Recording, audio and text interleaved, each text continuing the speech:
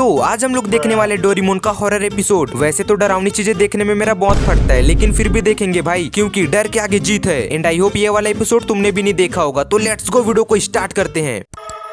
Video का intro तो सही है। चलो हम लोग डोरेमोन के उस अर्बन लेजेंड से स्टार्ट करते हैं, जो कि जापानीज भाई तुम लोग बस देखते जाओ। 2000s के समय में बहुत ही ज्यादा पॉपुलर हुआ था। और भाई कई लोग तो ये भी मानते हैं कि 1979 के डोरेमोन सीरीज का ये एक एपिसोड भी था और उन लोगों ने इसे अपने बचपन में देख रखा था। उनकी माने तो इसको अब तक सिर्फ एक ही बार टीवी पर दिखाया गया था।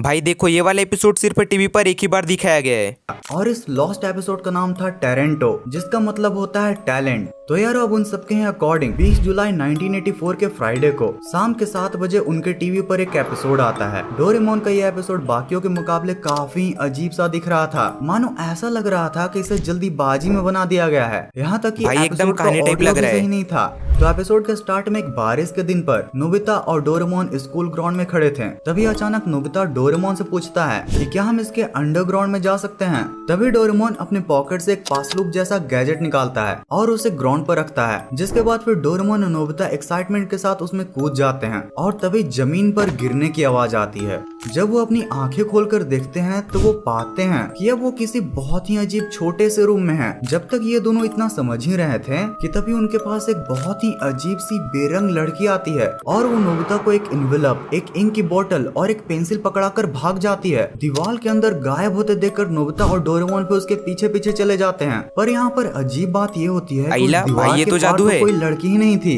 बल्कि वहाँ पर तो एक पुलिस ऑफिसर और एक लड़का था जिसने की एक स्कूल यूनिफॉर्म पहन रखा था और रो रहा था। पुलिस ऑफिसर नोबिता से बोलता है कि क्या तुम इसे फिल्म कर रहे थे? ये तो कुछ नहीं, तुम्हें इसे देखना चाहिए। जिसके बाद फिर वो पुलिस नोबिता एंड डोरेमोन को एक डार्क रूम में ले जाता है। उस रूम में बहुत ही अजीब तरीके से सेंटर में ग्लोब रखा होता है। अब अचानक से नोबिता एंड डोरेमोन नोटिस करते हैं कि ग्लोब में कुछ क्रैक्स आ रहा है और अब बढ़ते बढ़ते उसमें से रेड एंड ब्लैक कलर का डार्क लिक्विड निकल रहा है, जिसको देखकर नोबिता एंड डोरेमोन बहुत ही ज्यादा डर जाते हैं। और यहीं पर अचानक एपिसोड खत्म हो जाता है। यह एपिसोड अपने odd visuals, dark theme and confusing plot line के लिए बहुत ही ज्यादा ट्रॉमेटाइजिंग था। भाई मुझे तो उतना खास नहीं लगा। कई लोग ये भी कहते हैं कि ये बस कई लोगों की फॉल्स मेमोरी है। तो एक रात नोबिता जब सो रहा होता है तो अचानक से उसके घर के फोन की रिंग बजने लगती है। नोबिता जब कांपते हुए फोन को उठाता है और बोलता है मौसी मौसी, जिसके बाद फिर उसमें से ये आवाज आती है।